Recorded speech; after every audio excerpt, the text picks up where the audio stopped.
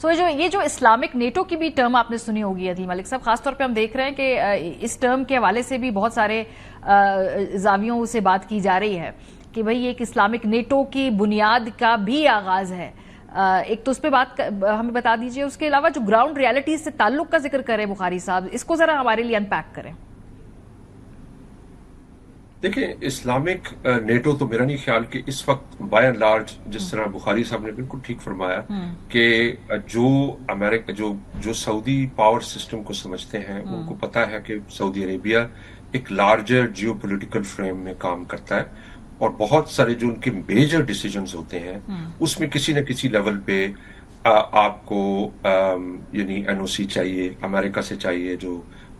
بڑے ان کے security providers ہیں. تو ابھی اس وقت جو انٹرنیشنل سسٹم ہے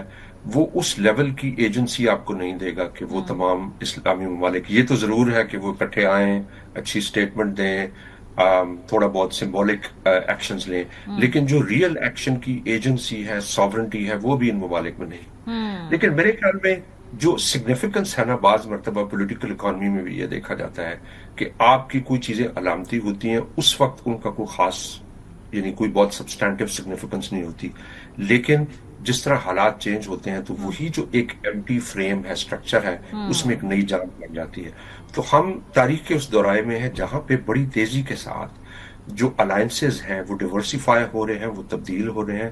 اور آج جو مقصد ہے اس پیکٹ کا وہ پرپس سرو کرے گا، لیکن کل کے حالات جو ہوں گے اس میں یہ ری پرپس بھی ہو سکتا ہے، نئے انداز سے بھی اس میں آ سکتا ہے. باقی جہاں تک تعلق ہے کہ اس کی